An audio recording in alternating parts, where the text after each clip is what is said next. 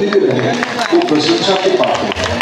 उड़ीसाचार्य एक मील का पत्थर है, दूसरी जगन्नाथ की संस्कृति, फिर चैतन्य की दर्शन और जयदेव के साहित्य के गहन प्रभाव तथा उत्कृष्टता की दर्शाता है। जगन्नाथ सर्वोच्च चेतना का प्रतीक है, सुभद्रा शक्ति तथा ऊर्जा का प्रतीक है और बलभद्र ज्ञान का प्रतिनिधित्व करते हैं। ये समृद्ध परंपरा वैष्णववाद, शैववाद, शक्तिवाद, बौद्ध धर्म, योग और तंत्र पाए जाने वाले सारे को समाहित करती है।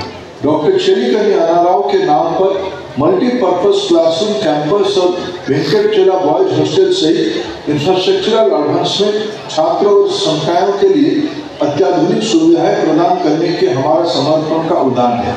आगामी परियोजनाएं जैसे प्रशासनिक भवन का अनुबंध, छात्रावास कार्यालय भवन और ITEP और केंद्रीय पुस्तकालय भवन का प्रस्तावित भवन भविष्य के शिक्षकों के नर्चर करने के कमिटमेंट को रेखांकित करता है जो भारत के भविष्य का आकार देगा। परिसर में श्री वेंकटेश्वर स्वामी मंदिर के पास नमिषा गुरुकुल का उद्घाटन हमारे देश की बौद्धिक समृद्धि सुनिश्चित करने वाली पारंपरिक शिक्षा के प्रति समर्पण का एक प्रमाण है।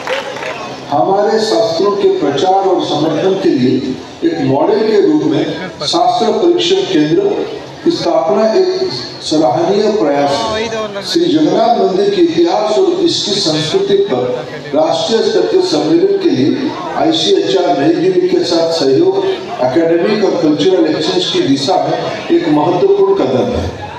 इन सभी प्रशंसनीय पहलों के लिए कुलपति और उनकी टीम को मेरी बधाई है।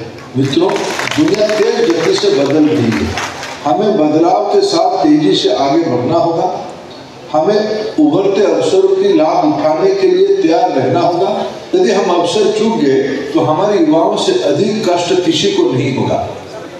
एक भ्रमात्मक वर्णन अक्सर यह दर्शाने के लिए काम करती है कि संस्कृत शिक्षा में रोजगार के सीमित अवसर है।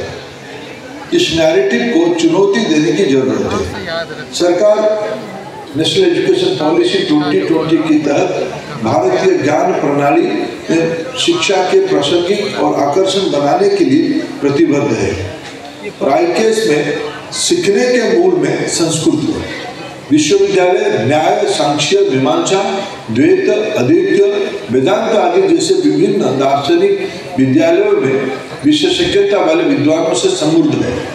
मैं सुझाव दूंगा कि जब हम संस्कृत के महत्व देते हैं तो इस विश्वविद्यालय में आधुनिक ज्ञान इसके प्रचार और निर्माण की बाधा नहीं बननी चाहिए। दुनिया भर में वेदांत की रुचि बढ़ रही है और चेतना पर हमारा दृष्टिकोण क्वांटम फिजिक्स और आर्टिफिशियल इंटेलिजेंस जैसे टेक्नोलॉजी में समान चर्चाओं के साथ पूरक है। वेद में निहित इन प्राचीन और कालातीत दर्शन पर हमारे कार्यक्रम हमारे लोग और दुनिया भर के लोगों के लिए अधिक से अधिक भाषाओं में उपलब्ध होनी चाहिए। मित्रों, 21वीं सदी ज्ञान की सदी है। हमारे युवाओं में इस सदी को भारतीय सदी बनाने की क्षमता है। धन सृजन और कल्याण के लिए हमारी क्षमता काफी हद तक इस बात पर निर्भर करती है कि हम ज्ञान की कितना बेहतर उपयोग करते हैं। हमें अपनी विशाल बौद्धिक पूंजी पर ध्यान केंद्रित करने की जरूरत है। भारत की भाषाओं की समृद्धि, शास्त्रों की विशालता, प्राचीन विश्वविद्यालय की विद्या और ऋषियों की जीवंत परंपरा ज्ञान प्रति दर्शन